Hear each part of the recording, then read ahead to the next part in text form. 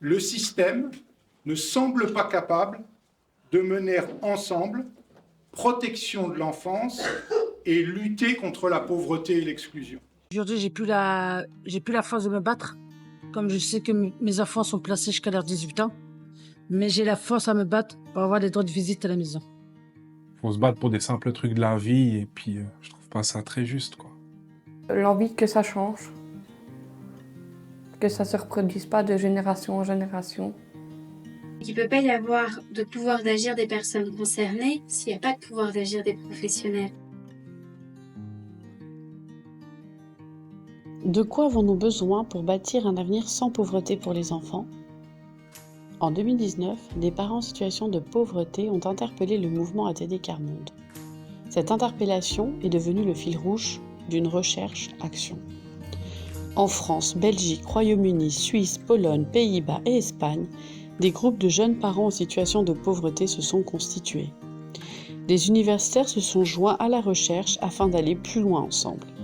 Au cours de la recherche, les participants ont identifié 2 grands champs devant faire l'objet de changements. D'abord, le champ de l'invisibilisation de la pauvreté pour prendre en compte la lutte contre la pauvreté. On nous dit qu'on est des parents négligents, alors qu'en fait, on est des parents qui luttons contre la pauvreté. Mais c'est pris comme de la négligence parce qu'on ne fait que survivre. Avec comme proposition la création de formations pour toutes les personnes concernées, la mise en place d'aides et de soutien pour développer le pouvoir d'agir et la transformation des institutions, notamment de leur nom. Le second champ est celui du droit, afin de rendre effectif l'exercice des droits fondamentaux et l'application des lois. Les droits doivent donner du pouvoir à chacun sur sa vie, sur son avenir.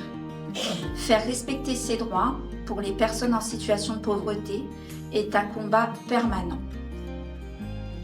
Avec comme proposition la révision des dossiers de protection de l'enfance afin qu'ils soient le lieu d'une trace de vie familiale, que les placements soient réellement temporaires et visent le retour en famille, et que les débats devant le juge soient plus équilibrés et permettent à chacun d'apporter leurs arguments. Pour approfondir chacune de ces propositions et découvrir des exemples de bonnes pratiques, référez-vous à notre document « Bâtir un avenir sans pauvreté pour les enfants, parents et société ensemble ».